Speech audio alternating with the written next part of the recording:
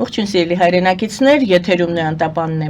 Եվ այժմ մենք զրուցելու ենք ազգային օրակարգ կուսակցության նախագահ Հայաստանի Հանրապետության նախկին դեսպան պարոն Արա Հակոբյանի հետ։ Ողջույն պարոն Հակոբյան, շնորհակալ եմ, որ ժամանակ եք գտել եւ այցելել եք մեզ։ Եվ հիմա պատասխանելու եք մեր հարցերին։ Պարզ է, որ սկսում ենք Իրան-Իսրայել իրավիճակից, դեռևս ռազմական բախումի մասին ենք խոսում, արդյոք կարող է այն վերաճել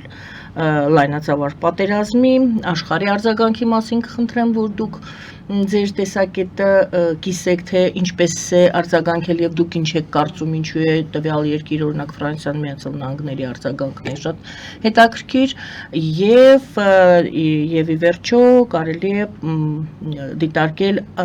Միացյալ Նահանգների դերակատարումը այս ամենի մեջ եւ ինչ եք կարծում, ինչպես է զարգանալու իրադարձությունները։ Սկսենք ամենավերջին ձեր հարցի, բազմածավալ հարցի վերջի հատվածից, ինչպես է զարգանալու շատ դժվար է հիմա կանխատեսել, կանխագուշակել, որովհետև կան ռազմական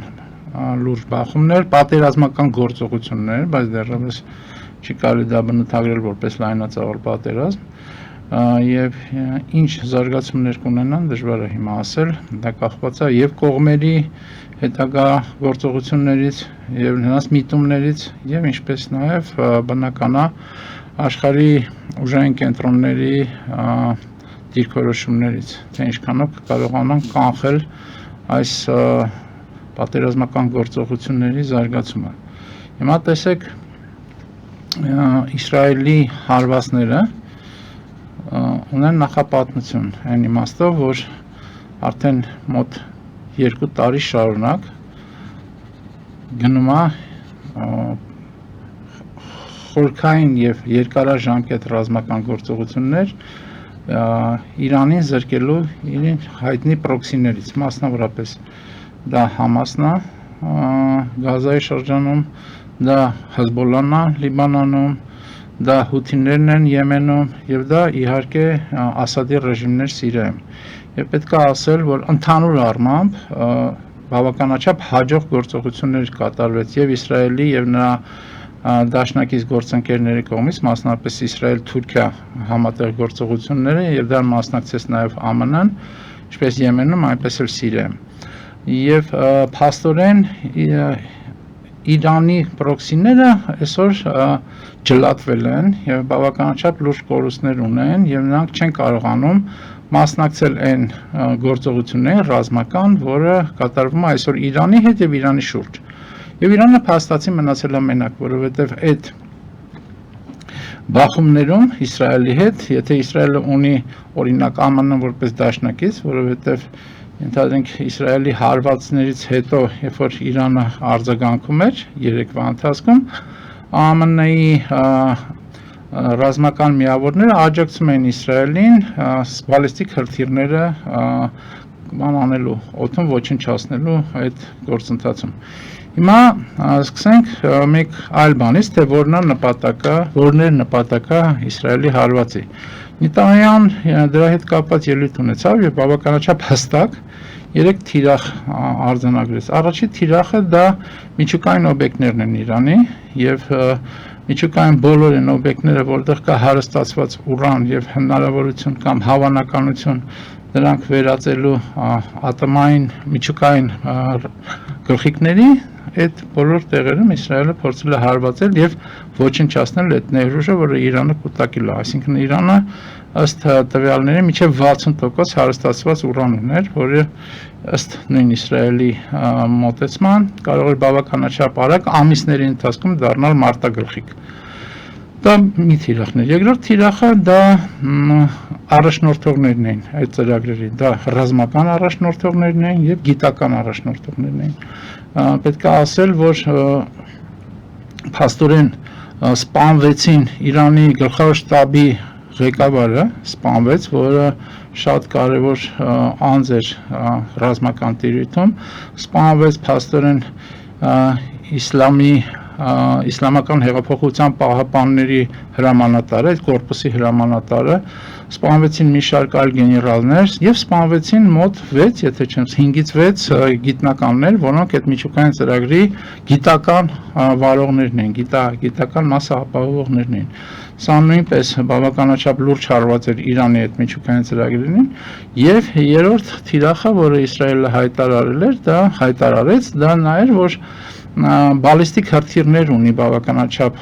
զորեղ Իրանը եւ ուներ դրա պաշարներ եւ ուներ դրա արտադրությունը,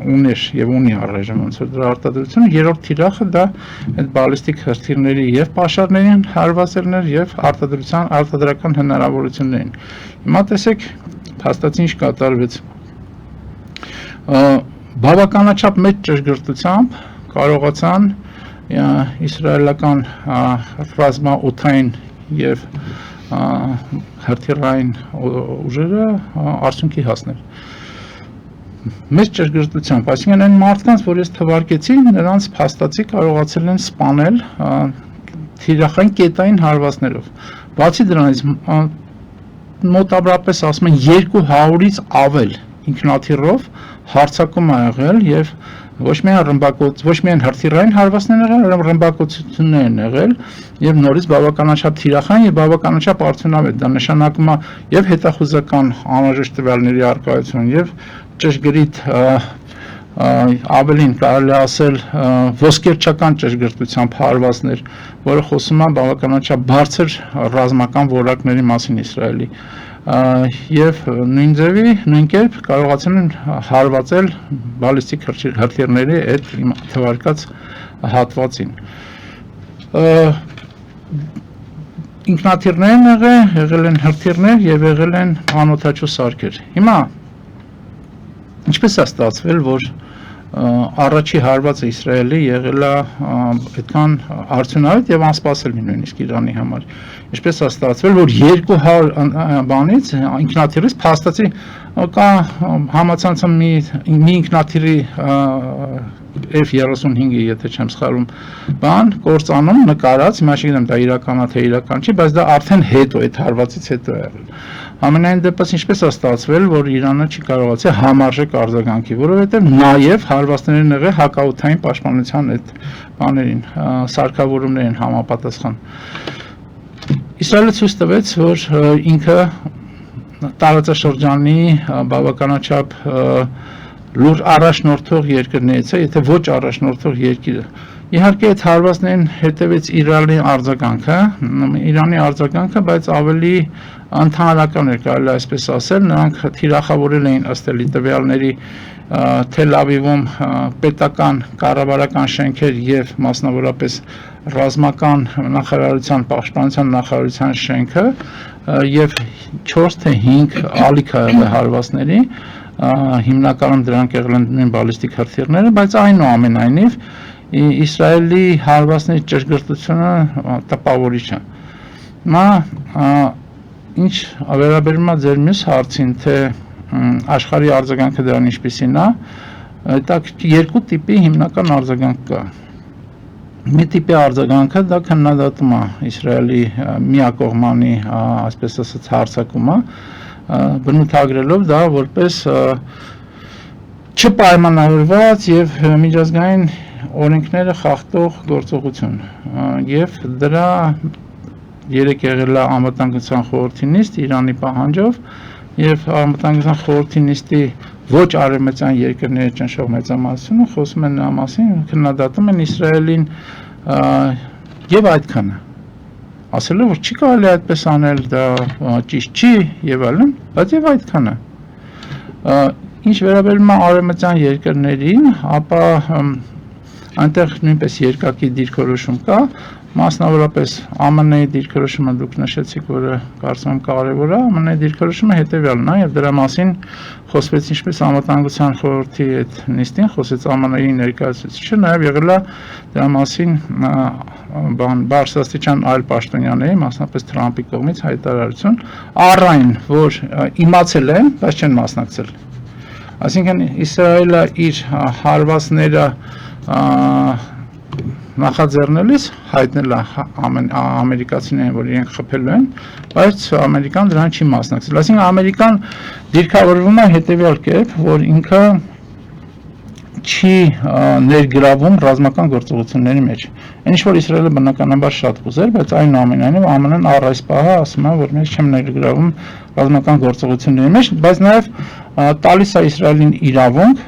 իր անվտանգությունը պաշտպանելու եւ ընդհանուր առմամբ դիրքորոշումը այդպես է ձևակերպվում։ Ստեղ մի ուրիշ բան էլ ասեմ, որ ԱՄՆ-ի մասնապես Ռուբիոն պետքարտուղարը դրա մասին խոսեց, դիրքորոշումը նաև հետևյալն է, որ Իրանը Իսրայելի հետ իր այդ բախման ընթացքում պետք է որևէ կերպ թիրախավորի ԱՄՆ-ի օբյեկտներ որևէ կամ որևէ ռազմական միավոր։ Այդ պարագայում ԱՄՆ-ն կդառնա բախման մասնակից։ Սա նույնպես կարևոր է նշել եւ ես կարծում եմ Իրանը այդ կարմիր գիծը չի անցնի։ Ուրիշ բան որ կարող է սադրեն եւ Իրանը չանցնել ուրիշը Իրանի փոխարեն դա անցնի, բայց դա արդեն ուրիշ խոսակցություն է։ Եվ վերջինը ԱՄՆ-ի դիրքորոշման համատեքստում ես ուզում եմ անդրադառնալ հետևյալին, որ Թրամփը գրառում արեց իր բանին սովորույթներին համաձայն առայն, որ ես ձեզ տվել եմ 60 օր Իրանին։ 61-րդ օրը տեսակ ձեզ խփեցին։ Հետարքեր այդ 60 օրն ու 61-րդ օրը երևի հաշվել էին կամ դա պատահական է ստացվել, չգիտեմ։ Ամենայն դեպս սիմվոլիկական 13-ը ուրբաթ, այսինքն այդ սիմվոլիկան ոնց որ կար դրանում։ Բայց նաև նշեց, որ սա նոր ձեզ հնարավորություն, նոր շանս է տրվում։ Շանսի նոր փուլ մտակ, այսինքն սա առաջին ձեր հարվածն էր, չասվեց հարված բառը, բայց տրվեց երկրորդ շանս, նշանակում է, ինչ է նշանակում։ Տեսեք, նա ասում է նաև հետևյալ այդ հայտարարության մեջ, որ ամերիկան հետարքի դիվանա շեշտադրում է, որ ամերիկյան զենքը աշխարհում եղած ամենալավ զենքն է եւ այլն, եւ Իսրայելը ունի այդ զենքը, լավագույն զենքը աշխարհում որ կա, ունի եւ ունենալու է։ Այսինքն պետք է դուք իմանաք, որ սա եղավ, բայց սա կարող վերջինը չլինի եւ դուք պետք է գնաք նրան, որ գործարք կնքենք ձեր հետ։ Այստեղ մի բան ուզում եմ ասեմ, որը դիտարկում որպես, որը հետաքրքիր է։ Տեսեք, խոսքը գնում է այս պահին ռազմական բախումների վերաբերյալ։ ԱՄՆ-ի եւ Թրամփի հայտարարությունները, որ իրենք Թրամփը, որ ինքը կգա իշխանության, բավականաչափ արագ բոլոր բախումները կավարտվեն ռազմական եւ կլինի առնվազն զինադադար, առավել եւս խաղաղություն, չեն աշխատում։ Ավելին ոչ միայն չեն աշխատում, այլ այդ մոտեցումները, որոնք արտահայտվում են այն երկրների հետ կապված, որոնք բախման մեջ են, այդ մոտեցումները չեն ընդունվում։ Այսինքն այդ գործարքային մոտեցումը չի ընդունվում։ Մի բան էլ ասեմ, բոլոր այն տեղերում, իսկ որոնք են այդ տեղերը թվարկեմ, դա Ռուս-Ուկրաինան է, դա Իսրայել-Իրանն է, ԱՄՆ-Իրան ավելի շուտ, որը Իսրայելի հետ ուղիղ կապ ունի։ Իսրայել-Պաղեստին, Գազայի բաները, բոլոր այդ տեղերում, որտեղ բանախոսը Վիտկոֆն է, Թրամփի հարազատը եւ բարեկամը, այդտեղ ոչ թե դեպի զինադադար է գնում, այլ հակառակը գնում է զինված բախումների ավելի մեծածավալություն։ Հիմա ես չգիտեմ, դա իր անհաջող բանակցող լինելու մասին է խոսում, թե նպատակն է դա։ Ես դժվարանում եմ ասել։ Ամենայն դեպս բանի անշարժ գույքի բանին գործարարին դարձնել լուրջ լրջագույն խորքային հանգույց ունեցող խնդիրներ ունեցող հարցերում բանախոս առես պահը գոնե այդքան արդյունավետ չի։ Հիմա անդրադառնանք բանին Նետանյահուի ուղերձին։ Նետանյահուի ուղերձի մեջ կա մի շատ կարևոր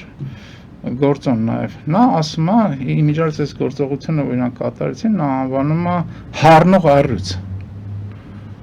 Rising Lion, հառնող առյուծ։ Եվ ինքը ասում է, որ այդ հառնող առյուծը Իսրայելն է, եւ մենք որևէ կերպ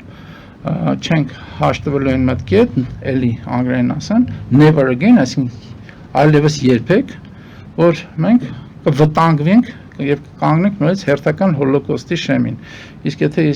նա իր դիրքորոշումն եմ ասում, նա ասում է, իսկ եթե Իրանը ունենա միջուկային զենք, մենք հոլոկոստի շեմին ենք նորից, որովհետեւ Իրանը մի անգամ չի, որ ասել է, որ ոչնչացնել է Իսրայելը եւ Իսրայելը գոյության իրավունք չունի։ Դրա համար մենք կանխարգելի չարվածներ ենք տալիս եւ նորից բանից Աստվածաշնչից, ոնց որ ինքն ասում Բիբլիա, ինքը մեջբերում անում, որ մենք իրավունք ունենք եւ մեզ ասված է Աստծո կողմից եւ բոլորին ասված, որ քեզ պաշտպանելու համար դու նախապես հարվածելու իրավունք ունես։ Այդ իրավունքը քեզ Աստծոց է տրված։ Փորձում է համոզել աշխարհին, որ իր գործողությունները ինքնին դրսապատճառներ իր գործողությունների Հա, բայց դա կարևոր է այն իմաստով, մասնավորապես մեր համար է կարևոր, ես կարծում եմ, որ մենք ոչ թե դու ձերքդ պարզած պետք է ամբողջ աշխարհով մեկ անկած մուրաս, որ ես խաղաղություն եմ ուզում, ինձ մի խփեք, պաշտպանեք ինձ, տեսեք ես ինչ լավն եմ, ինչ բան եմ, բարյաց կամ եմ, իսկ ինձ ուզում են ճնշեն, այլ դու պետք է կարողանաս քո շահերը ոչ թե մուրալով, այլ անհրաժեշտ պարագայում նաև ռազմական միջոցներով պաշտպանել։ Մյուս բանը որ ներողություն, այստեղ պարզապես զուգահեռ հարցեր են ծագում։ Ես մի հատ ավարտեմ, ես բանի որտեղ թեմայից թեմա է գնում, Նետանյահուի մյուս ասածը։ Նետանյահուի մյուս ասածը դա իր հետ ուղերձում, մյուս մասը վերաբերվում է Իրանի ժողովրդին։ Եվ իմիջիալով Թրամփն էլ Իրանի ժողովրդին անդրադարձ ունի իր ուղերձի մեջ, իր գրառման մեջ։ Եվ ուղերձը հետևյալն է, նաև Թրամփի, որ դուք մեծ ժողովուրդ եք, Իրանի ժողովուրդ, պարսիկներին է դա վերաբերվում փաստացի, դուք մեծ ժողովուրդ եք, մեծ անցյալով, մեծ քաղաքակրթություն եք, մենք միշտ եղել ենք բարեկամներ եւ հիմա պետքա պարզապես այս ռեժիմից ազատվել եւ մեր բարեկամությունը վերականգնել եւ մենք կարող ենք համատեղ այդ խնդիրը լուծել եւ իրական խաղաղություն ունենալ տարածաշրջանում։ Ես այս պահին այսքանով կանգնեմ։ Չէ, դրանք առանձին հարցեր են, բոլոր այդ ձեր նախանշած կետերին ես համենայն դեպս նախատեսում եմ անդրադառնալ։ Եվ այսպես առաջինը կարելի է Թրամփի արձագանքից սկսել, հետ գնանք։ Դուք ասում եք նա եկավ եւ ասեց, որ խաղաղություն է բերելու եւ չեն աշխատում, իսկ եթե այս հակառակից տեսնենք, տեսեք դուք հիշեցրեցիք, որ Սիրիայում է գործողություններ եղել եւ կարծես թե այս հարվածը Իրանի նախապատրաստվել է ոչ թե հենց նախաշեմին այդ նախորեին, այլ Սիրիայով է նախապատրաստվել, հութիներով է նախապատրաստվել, այսինքն դրանք դա մեծ ծրագրի մաս է եւ սա փուլն է հերթական եւ Թրամփը հանգիստ կարող է ասել, որ ցանկացած առողջացում, ոչ ցանկացած, այն առողջացումը, որը պահանջում է վիրահատական միջամտություն, մենք այժմ վիրահատական միջամտությամբ բերելու ենք խաղաղություն տարածաշրջանում։ Ինչ կպատասխանեք այդ տեսակետին։ Կարող է ասել, բայց չի ասում։ Նա ուրիշ բան է ասում։ Նա բարբերաբար ասում է նրա մասին այն մասը, որ ընդհանուր հիմա պետք է օրինակ Գազան ամենա այդ տեսակետից կամ Ուկրաինա, Ռուսաստանը այդ տեսակետից ամենատեսանելին։ Նա ժամկետներ է դնում, հա, կողմերի վրա ժամկետներ է դնում, որ այս ժամկետում SSS բան է, խաղաղությանը միտված կամ զինադադարին միտված գործողություններ պետք է լինեն, խիստ մասնակերային ինչ-որ բաներ լինում են, հետո դա ավելի մեծ էսկալացիա ստանում։ Այստեղ հարցը մի քիչ այլ է, ես դրան անդրադարձել եմ, կրկին ասեմ, այստեղ գործարքային չի, այս բաների բախումների էությունը, գործարքային չի ընդհանրապես, այսինքն օրինակ Ռուսաստանի եւ Ուկրաինայի այդ պատերազմում 3 տարուց ավել փաստացի գործարքային չի ընդհանրապես, այսինքն նես չի որ ի վերջո օրինակ Զապորոժիայի ատոմակայանը ում կմնա դրանով այդ պատերազմը կարող է ավարտվել, չէ, բացարձակ գործարքային չի։ Այստեղ կարևորագույն հիմքային իմաստ ունի։ Ռուսաստանը ուզում է վերականգնել իր կայսրությունը եւ իր կայսրության զորությունը ուղիղ կախված է թե Ուկրաինան մաս կկազմի այդ կայսրության թե չէ եւ Ռուսաստանը որևէ կերպ միջև նրանք ուժով չպարտադրվի որևէ կերպ հետ չի կանգնելու իր այդ միտումից որևէ կերպ նույն կերպ բացարձակ գործարքային չէ ուկրաինացիների դիրքորոշումը ուկրաինացիները ուզում են պաշտպանել իրենց երկրի պետական ինքնիշխանությունը եւ ազգային ինքնությունը Եվ այդ պատերազմը, այդ բովանդակությունը ունի եւ նորից պատերազմը կարա կանգնի միայն այն պարագայում, երբ որ իրական ուժ կիրառվի եւ երկու կողմներ կամ կողմերից մեկը, որը տվյալ դեպքում հարձակվող կողմն է, Ռուսաստանը, իրական վտանգ զգա արդեն իր ինքնիշխանության, իր պետական ինքնիշխանության եւ իր ազգային ինքնության համար։ Նենց որ այդ մոտեցումները, որ Թրամփը բան անում, հիմա վերջին անգամ Մերցի հետ հանդիպման ժամանակ Գերմանիայի կանցլերի Վաշինգտոնում նես բան ասեց, որ չգիտես ոնց վերաբերվեց դրան, ասեց դե նես տպավորությունը, որ երկու լակոտ իրար հետ կռիվ են անում, դե տեղ մի քիչ կռվեն, տենանք ինչ արնում։ Դա հեչ նման չի այն հայտարարություններին, որ անում էր Թրամփը իշխանության գալուց առաջ եւ իշխանության գալուց հետո առաջի հատվածում։ Կա այսպիսի տպավորություն, որ փուլային խնդիրներ են։ Մենք հիմա նորից հետ են գալիս, ես ասացի բոլոր ձեր նախանշած կետերով հետ են գալու նպատակների մասին։ Կա նպատակ, որ դուք այդ նորից հիշեցրեցիք, որ 60 օր էր տված եւ հիմա նոր փուլ է, այսինքն առաջին նպատակ համար առաջին միջուկային զենքի հետ կապված այդ պայմանավորվածությունը այնուամենայնիվ ստիպել Իրանին, որ նա ստորագրի եւ համաձայնվի այն պայմաններին, որոնք թելադրվում են, այո թե ոչ, այդ նպատակը կար այս կամ կա այս հարվածի մեջ եւ երկրորդը ես առաջ գնամ, որպեսզի հնարավորություն տամ ձեզ։ Երկրորդը հիշում եք նույն Նետանյահուի այդ ելույթի մեջ կար նաեւ մեկ այլ շեշտադրում։ Մենք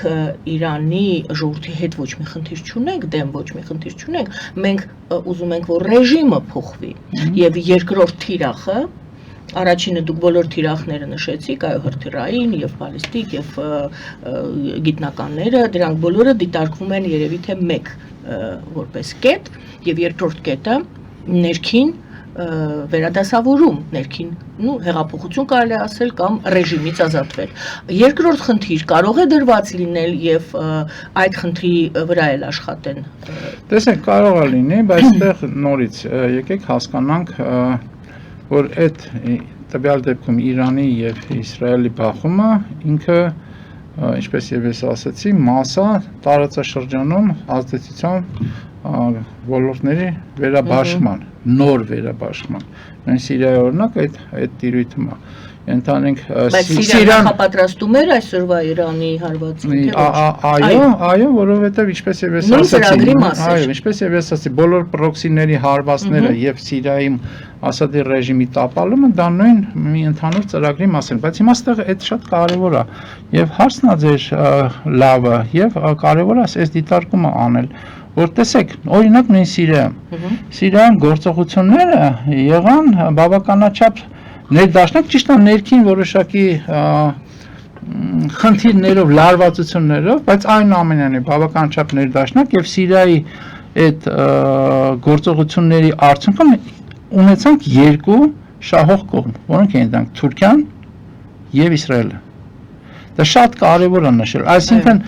պետք է հասկանալ, որ ստեղ Իրանի շուրջ այս օղակը, որը կա եւ Իրանի շուրջ այն լարումը, որը արկա է, դա միայն Իսրայել-Իրան հարցում չի, դա միայն Իսրայելի ազդեցությունը կամ անվտանգությունը, եթե կուզեք ապահովել է հարցում, դա իր մեջ ունի քաղաքակրթական նաև երանգ, քաղաքակրթական հիմք եւ Իրանը ի վերջո, ինչ է նշանակում Իրան։ Եկեք շատ པարզ հարց եմ տալիս եւ շատ པարզ պատասխան տալու։ Ինչ է նշանակում Իրան։ Իրան նշանակում է արիացիների երկիր։ Իրան նշանակում է արիացիների երկիր։ Դա քաղաքակրթական խնդիր է։ Իրանը դա հնդեվրոպական հենքային երկրներից մեկն է։ Եվ հրեական կողմը եւ թյուրքական կողմը աշխարհով մեկ մասնավորապես Մերձավոր եւ Միջին Արևելքում ունեն համագործակցություն հնդեվրոպական ազգերի դեմ։ Եվ այդ համագործակցությունը օրինակ արտահայտվեց նաեւ 20 թվականի պատերազմում Ղարաբաղում։ Նույն համագործակցություններ թյուրքական կողմի եւ ռուսական կողմի եւ հրեական կողմի հնդեվրոպական ազգերի դեմ, տվյալ դեպքում հայերի դեմ։ Պարզա որ նույն ձեր նախորդ հարցին նորից անդրադառնամ, պարզա որ Արցախի իրականացող գործողություններից առաջինն էին նաև Իրանի դեմ։ Եվ Իրանը դա չհասկացավ։ Հասկացավ։ Իրանը ես կարծեմ ամբողջ այն ընթացքում Երբ հասկացավ Իրանը, որ դայել էր մեծ իր վերջում իրեն վրա հարձակվելու ծրագրի մաս։ Ի սկզբանե, երբ որ մենք դեռևս 90-ականներին վարում էինք Արցախյան պատերազմի առաջի փուլը, մենք իդեմս Իրանի ունեցել ենք դաշնակից։ Առնվազն ռազմավարական գործընկեր։ Միշտ Իրանը միշտ մեզ պաշտպանել է, Իրանը լինելով իսլամական երկիր, ինքը որոշակի հայտարարություններ պետք էր անել եւ արել է, պետք է նաեւ հաշվի առնել, որ Ադրբեջանը գոնե նոմինալ շիա մուսուլմանական երկիր է դիտարկում, բայց ամբողջ ընթացքում աջակցությունը ցույց տվել Հայաստանին եւ հայկական կողմին, ավելին եկել է մի պահ այսօր։ Երբ որ Իրանն է հայկական շահերը պաշտպանում, ոչ թե Հայաստանը։ Օրինակ, եթե որ դա վերաբերում է Սյունիքին։ Վերաձևակերպեք այդ ձևակերպումը, ոչ թե շահերն է պաշտպանում, այլ Հայաստանի եւ Իրանի շահերը այդ կետով համընկնում են։ Իրանը իր շահերն է պաշտպանում, որը համընկնում է նաեւ հայկական շահերը։ Բայց Իրանն է պաշտպանում։ Բայց նա մտադրված չէ պաշտպանել Հայաստանի շահերը։ Մտադրված է ինչի։ Ժամանակ ես այդ ձևակերպումը ուզում եմ դուք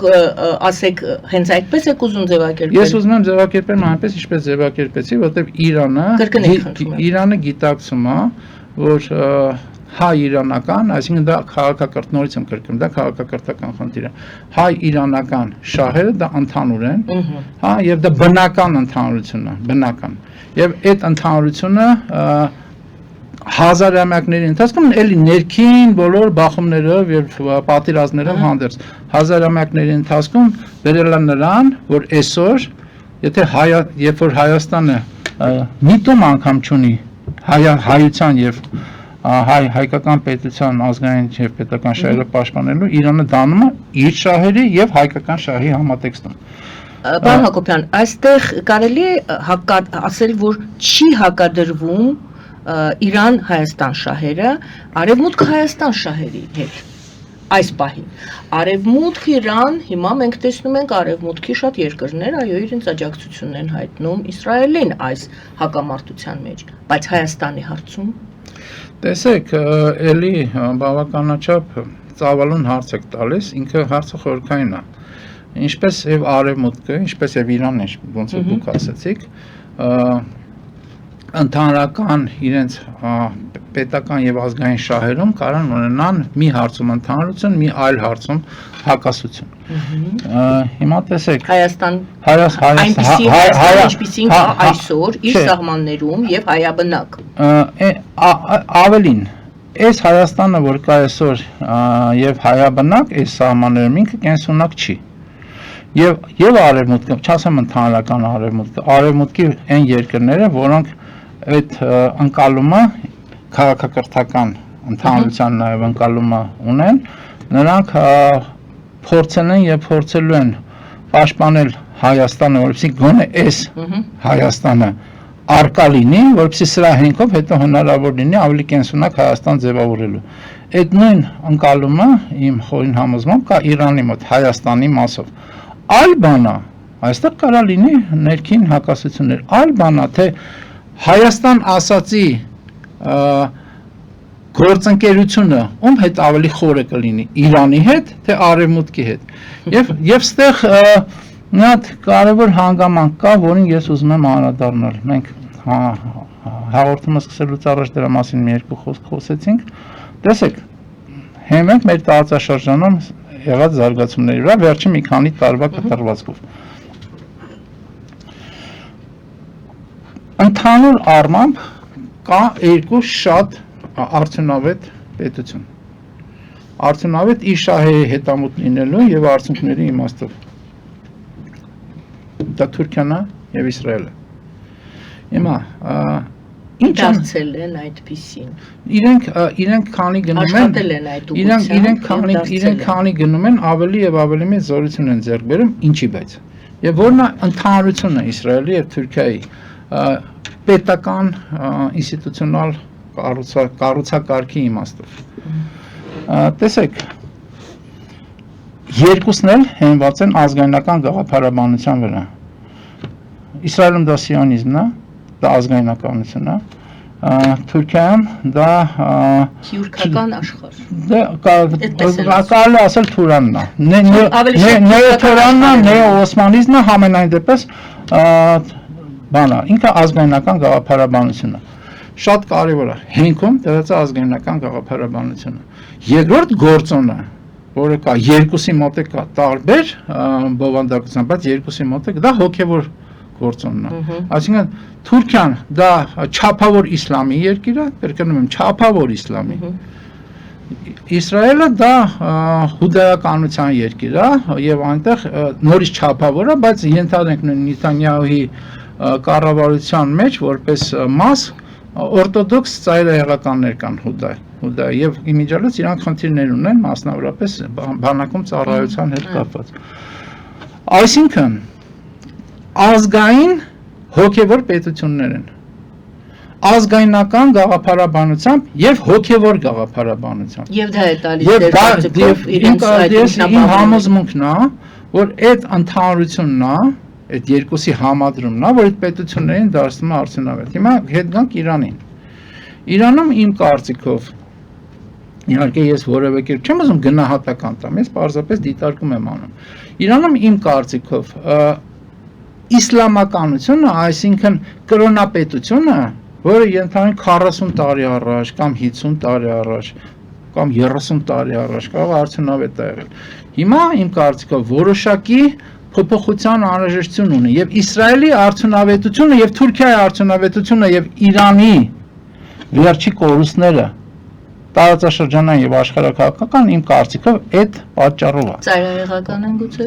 Ծայրահեղականության Դուք այնտեղ երկու տեղում էլ ասացիք որ չափավոր են։ Հա, բայց ես աշխարհիկը եւ կրոնականը այստեղ կրոնապետությունն է։ Իսկ այստեղ կրոնապետությունն է։ Այսինքն ծայրահեղականության մասին չեմ ես ասում, ես խոսում եմ որ կրոնապետությունն է, այսինքն բանը դավանանքը կրոնը ունի գերակայություն պետականի նկատմամբ։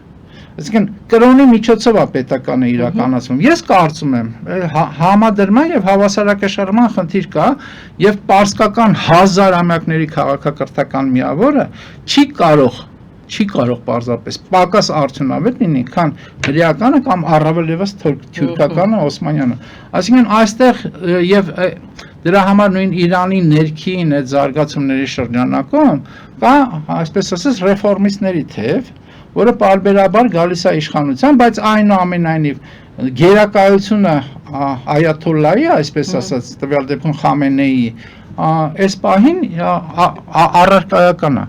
Ես կարծում եմ, որ այդ համադրման եւ հավասարակշռման պահն է, որ Իրանին, եւ ես կարծում եմ դա լինելու է, որ Իրանին բերելը կրոնականի մասին որևէ խոսք չեմ ասում, որ դա պետքա չլինի առաջներթային, բայց դա պետքա ինչպես եւ ասացի, ազգայնականի եւ դավանանքի համադրում լինի։ Այն ինչ որ կա Իսրայելում, այն ինչ որ կա Թուրքիայում։ Այսինքն դա եւս կարող է թիրախ լինել, մենք նորից հետ կանք այդ որ ասում են մենք Իրանի ռեժիմից Իրանին ժողովրդին պետք է օգնենք, որ ռեժիմից ազատվի, կարծում եք արդյոք որ թիրախներից մեկը կարող է լինել դա նաեւ դա իդեմս ներքին պարակտման կամ ծայրահեղ իրավիճակի հեղափոխության։ Ես կարող եմ մի հատ տարօրինակ բան ասեմ հիմա ձեզ։ Եթե այս բախման ընթացքում Իսրայել-Իրան, ԱՄՆ-ի որոշակի մասնակցության եւ աջակցությամբ, եթե այս բախման ընթացքում լինի կան ինչ-որ իրավիճակի, որտեղ իրանական կողմը կարելի կլինի ասել, որ պարտվեց ճակերտներում, ես չեմ կարծում, որ Իսրայելին ձեռնտու կլինի ռեժիմի փոփոխություն Իրանում։ Պարտված ռեժիմի հետ աշխատելը ավելի հարմար է։ Այն ինչ որ կատարվում է Հայաստանում։ Պարտվելը ո՞րն է։ Նստել այդ միջուկային ծրագրի հրաժարվել, հարստացման։ Դա չէ խնդիրը։ Տվյալ դեպքում դա այն առաջի քայլն է, որից ինչպես նորից հայ-ադրբեջանական պարտվելը, այսինքն համաձայնվելը։ Տեսեք, հայ-ադրբեջան Միացյալ դրված պահանջների։ Տեսեք, հայ-ադրբեջանական բանը, այս մոդելը, ինքը շատ բան է, օրինակելի է։ Այսինքն դու ստորագրում ես մի թուղթ կապիտուլյացիայի, որտեղ կան մի քանի կետ։ Հետո մյուս թուղթը այդ մի քանի կետին ավելացվում է եւս մի քանի կետ։ Եվ դա շարունակ, այսինքն դու տալիս ես մոտը, տանում են ձեռքդ։ Հիմա, եթե Իրանը սկսես նրանից, որ ինքը համաձայնվի, որ ուրանի հարստացում ինքը չի իրականացնելու ընդհանրապես նույնիսկ խաղաղ նպատակների համար, դրան հետևել է մյուս կետը, հետո մյուս կետը, հետո մյուս կետը։ Այսինքն պարտված կամ ինչ զիջողուցը կրավորական կեսվածք ընդունած պետական միավորի կամ պետական գործիչների հետ շատ ավելի հեշտ է աշխատել, ինչպես մեր դեպքում։ Հիմա այստեղ մի բան եմ ուզում ավելացնել, այդ իմ ասած ազգայնականության տիրույթում եւ բանի այդանականության եւ հոգեվորի համադրման տիրույթում։ Ես կարծում եմ այդ այն մոդելն է, որը պետք է անպայման կիրառվի Հայաստանում եւ Հայաստանի այս վիճակից դուրս գալու պետական մոդելի ձևաչափը դա պետք է լինի եւ դա հիմա բավականաչափ տեսանելի զարգացում ապրում նաեւ Եվրոպայում։ Եվրոպական այն երկրները, որոնք հրաժարվում են այդ ծայրահեղ ձախ լիբերալիզմի կամ գլոբալիզմի լիբերալ դեմոկրատական գլոբալիզմի բաներից թեզերից։ Օրինակ Իտալիայում դա մենք ունենք եւ Մելոնին ես ասել եմ, բայց կրկնում եմ, որտեղ դա շատ կարևոր բանաձև է, որ նա ասում է, նա ասել է, որ մեր արևմտյան տարածքի խնդիրների լուծումը դա արևմտյան ազգայնականությունն է, nationalism, արևմտյան ազգայնականությունն է, որովհետև նա շարունակում է արևմտյան ասածը դա տարածք չի, այլ քաղաքակրթական արժեք է, որի մեջ է ազգայնականությունը, ասկին ազգային ինքնությունը եւ դավանանքը։ Եվ օրինակ Մելոնին դրա բանը։ Հիշենք, որ մի երկու ամիս առաջ կրոնական տոնին ԱՄՆ-ում Ռուբիոն հանդես եկավ, ինչ որ դիրքորոշում էր հայտնում, քաղաքական դիրքորոշում էր հայտնում, բայց ճակատին բանով մոխիրով խաչ էր դրած։ Այսինքն ինքը գնացել էր կրոնական բանի միջոցառման, որից հետերեկե քաղաքական հայտարարություններ անում ճակատին բանի մոխիրով խաչով։ Այսինքն դավանանքի քրիստոնեության տվյալ դեպքում եւ ազգայնականության հայրենասիրության ամերիկյան պարագայում ընդհանրությունը այսօր այնա ինչ որ այս վարչակարգը փորձում է առաջ մղել։ Տեսեք, ես չեմ ասում Թրամփը, ես ասում եմ վարչակարգը։ Պահպանողական աճ պահպանողականները։ Եվ սա այն ուղին, որով մենք պետք է ինձ կարծիքով շարժվենք Հայաստանում։ Այժմ ես ուզում եմ գովազ հայտարարեմ մեր եթերում եւ հետո շարունակենք այս կետից, որ կետի վրա, որ մենք կանգնեցինք, որտեղ զրույցը դեռ պետք է ես որոշ հարցեր ունեմ այս ձեր հայտարարության հետ կապված։ Գովազդը եթերում սիրելի հայրենակիցներ, մնացեք մեզ հետ։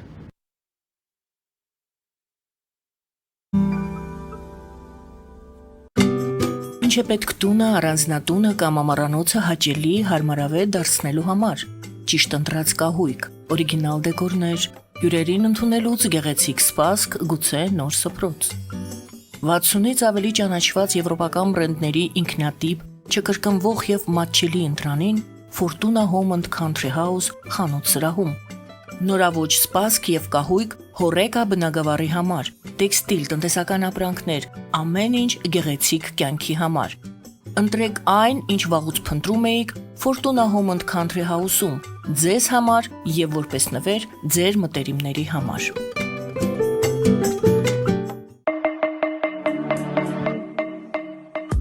Յուրաքանչյուր զարդ գլուխ գործոց է, պատրաստված ամենայն ճշգրտությամբ եւ կրքով, որոնք կընդգծեն ձեր անհատականությունն ու գեղեցկությունը։ Մեր զարդերը պարզապես աքսեսուարներ չեն, այլ սիրո խոստովանություններ, որոնք կդառնան ձեր հիշողությունների խորհրդանիշը։ Դրանք ձեզ կդարձնեն ոճային եւ գրավիչ։ Ձեր պատմությունը սպասում է։ Ֆելիչե ժամանակակից ատամնաբուժական կլինիկա։ Այստեղ հարմարավետությունն ու խնամքն առաջնային են։ Այստեղ կիրառվում են ատամնաբուժական ամենաժամանակակից տեխնոլոգիաներ, ճշգրիտ ախտորոշում, արդյունավետ բուժում, նուրբ փորձառություն եւ անհատական մոտեցում։ Սկսած սովորական մանրուքներից մինչև առաջադեմ ընթացակարգեր, այստեղ դուք գտնվում եք բարձր որակավորում ունեցող եւ փորձառու ատամնաբուժական մասնագետների ձեռքերում։ Մեր բարեկամական եւ հյուրընկալ անձնակազմն այստեղ է յուրաքանչյուր այցը հաճելի դարձնելու համար։ Ֆելիչե, ձեր առողջ եւ ամենաերջանիկ շպիտը սկսվում է այստեղից։ Եկեք եւ բացահայտեք նորարարության, փորձագիտության եւ կարեկցանքի կատարյալ համադրությունը։ Երևան Shipping, սենսացիա ստեղ, հա։ Այո, ճիշտ եք եկել։ Սանդրոցներ Երևան ուղարկելը $2.99 օթանավով։ Այո, Իսկ եթե դոլար ուղարկես, դոլար ստանան։ Մի տոկոս, հա։ այո, Իսկ որ տանեն տուն հասցնեն, էլի մի տոկոս, հա։ 2%։ Ասա ծրի է, էլի։ Ժողովուրդ սենսացիա, ծրի է։ Նորդ Հոլիվուդ կլենդել։ Jackpot հագուստի վաճառակենտրոնը վերաբացվել է Թահանգա քաղաքում։ Նոր տեսականի, նոր արժեքներով ու նոր զեղչերով։ Եվրոպական հագուստ եւ կոշկեղեն կանանց, տղամարդկանց եւ երեխաների համար։ Օծանելիք, ճամպրուկներ, պայուսակներ, գիշերանոցներ, գոտիներ եւ դրամապանակներ։ Մեծ ապրանքատեսականի, մեծ զեղչերով։ Համեցեք Jackpot Թահանգայում։ Հասցեն 7057 Foothill Boulevard։ Հեռախոս 818 813 2252։ Jackpot։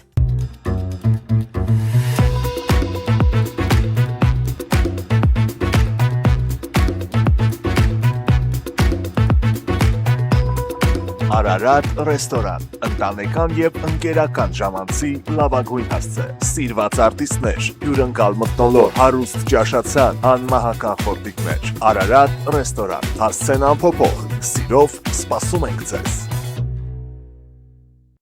Լավագույն պաղպաղակ, բնական, համեղ եւ մատչելի գներով պաղպաղակը կարող եք ձեռք բերել բոլոր հայկական խանութներում։ Պահանջեք հայկական պաղպաղակ, Թամարա պաղպաղակ։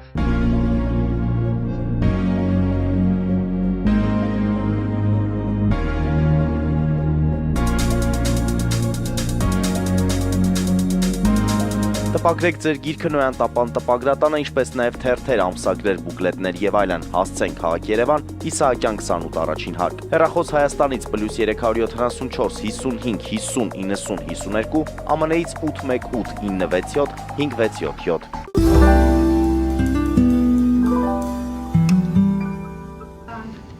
Սիրելի հայրենակիցներ, հիշեցնեմ, որ մենք զրուցում ենք ազգային օրակարգ կուսակցության խորհրդի նախագահ Արա Հակոբյանի հետ։ Պարոն Հակոբյան, մինչ գովազդը դուք ոնց որ թե այսպիսի ձևակերպում տվեցիք, եթե ես սխալվում եմ, ինձ կուղեք, ասացիք այն, ինչ այսօր կատարվում է Իրանում, այո, նպատակները մենք թվարկեցինք, հիմքում կա քաղաքակրթական նպատակ նաև, քաղաքակրթական հիմք ունի։ Եթե այո, եթե ճիշտ է, ես պարզապես այսպիսի զուգահեռ անցկացնեմ եւ դուք եւս ասեք դա տեղին է թե ոչ։ Տեսեք, արևմտյան երկրները եւ Միացյալ Նահանգները օգնում են, հայտարարեցին, որ այս իրավիճակում օգնելու են Իսրայելին,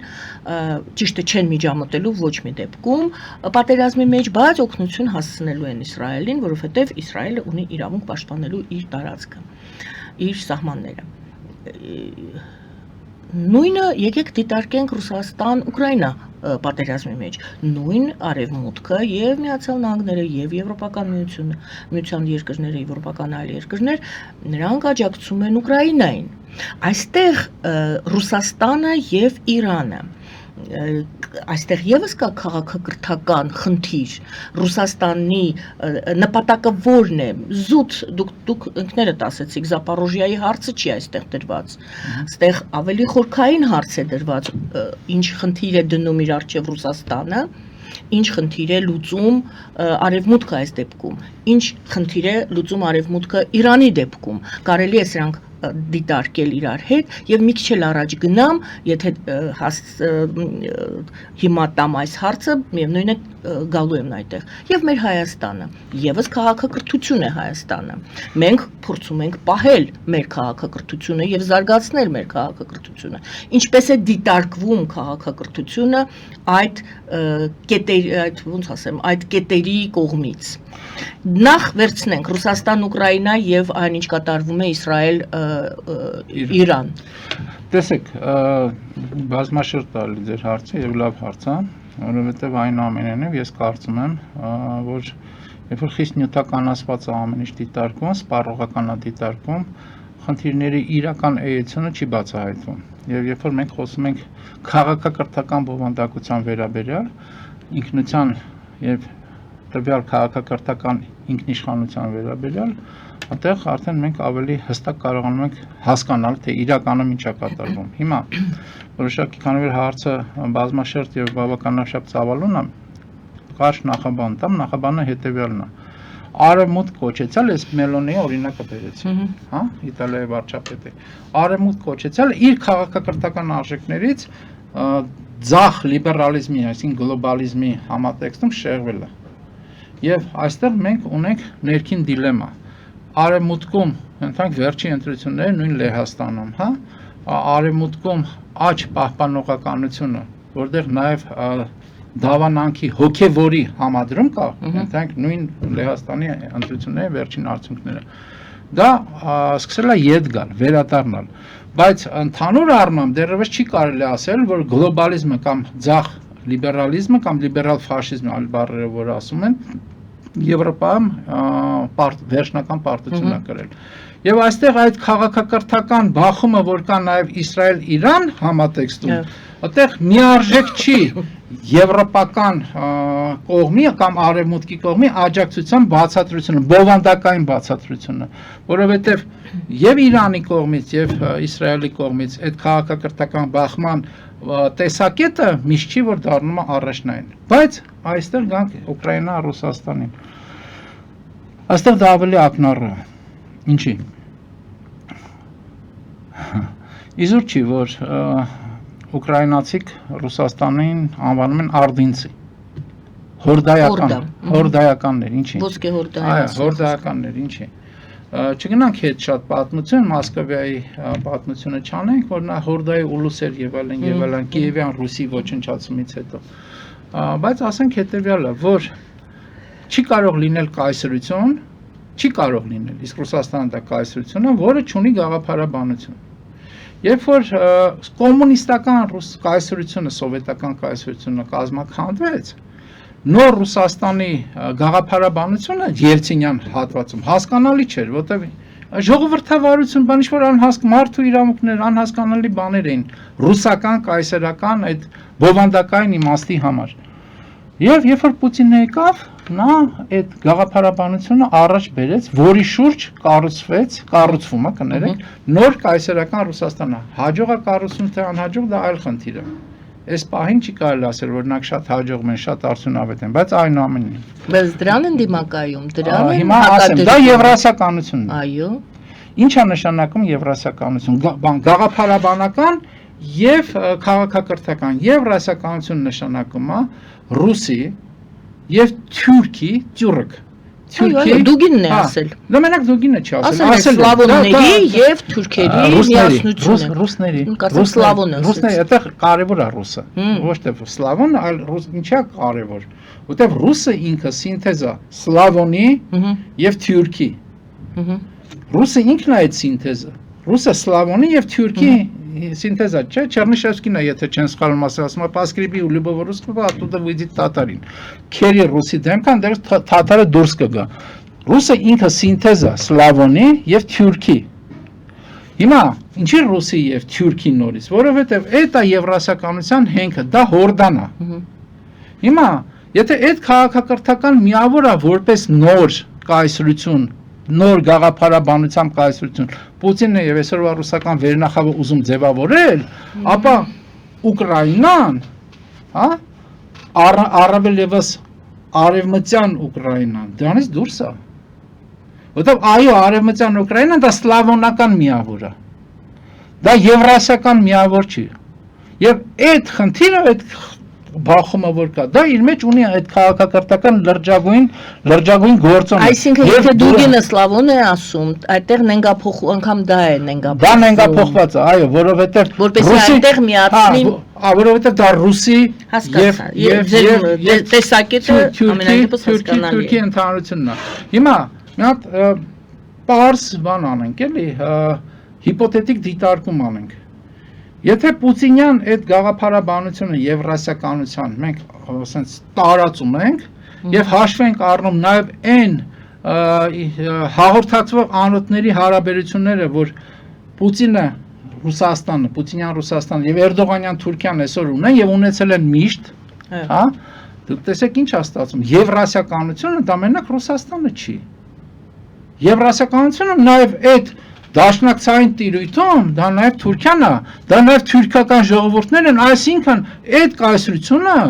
դառնում է Բոսֆոր դարդանելից մինչև Խաղաղ օվկիանոս, դա է եվրասիականությունը, հասկանում եք, եւ դրա դեմ փաստացի պետք է հնդեվրոպականությունը պայքարի եւ պայքարում է։ եւ պայքարում է։ Հիմա այստեղ նորից գալիս ենք Իրանին։ Իրանը ծանր վիճակում է, որովհետեւ ասեցի արդեն հենց եվրոպական ցեղերը, պետությունները, որոնք պետքա քաղաքակրթական իմաստով Իրանին աջակցեին,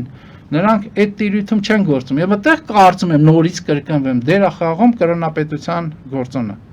Եթե այդ կրոնապետությունը որոշակիորեն բան առնում, դառնում է չափավոր եւ աշխարհիկ մասը ավելանում է, այսինքն գալիս ենք նորից հենց եվրոպականության իր չափավոր կրոնով, այդտեղ արդեն այն համակեցությունը արևմտյան հենց եվրոպական արևմտյան երկրների հետ դառնալու է հնարավոր։ Եվ դա դառնալու է արդեն այն իրական առանցքը, տեսեք խոսք կար, չէ, Հնդկաստանից, Իրան, Հայաստան, չէ՞ որ հնդիկներն են հնդեվրոպացիներ։ Այսինքն այդ հնդեվրոպական առանցքը քաղաքակրթական առանցքը դառնում է այն ուժը, որը նորից աշխարհը կառավարելու է։ Հիմա նորից Հայաստանն ենք դիտարկում։ Հիմա գանք Հայաստանին։ Այդ ամբողջ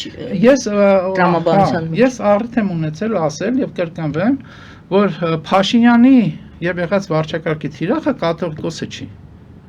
Թիրախը հայ առաքելական եկեղեցին է, որպես ազգային ինստիտուցիոնալ պահպանված կառույց։ Ազգային ինստիտուցիոնալ պահպանված կառույց։ Փաշինյանը փորձում է տարբեր եկեղեցականների խոցելիությունը տարաբնույթ, ես չեմ ասում, որ դա այդպես է կամ այդպես չի, բայց խոցելիության բաներ գտնել, կետեր գտնել, որով ինքը մուտք կգործի եկեղեցի եւ արդեն կխփի ազգային կառույցին, ինչի, որովհետեւ այդ ազգային կառույցի գոյությունն է, որ մեզ հնարավորություն է տալու ազգայնականության հետ համադրված ձևավորել ազգային պետություն։ Սա է, որ Հայաստանի ապագան է, եւ սա է այն առանցքը, որով Հայաստանը պետք է շարժվի, ոչ թե գլոբալիզմի, ոչ թե ձախ լիբերալիզմի, ոչ թե լիբերալ դեմոկրատների, այն ինչ որ կործանվում է այսօր աշխարհում եւ աշխարհն է կործանում, այլ ազգայնականության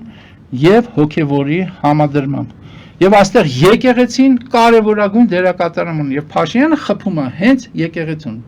եկեղեցականների միջոցով։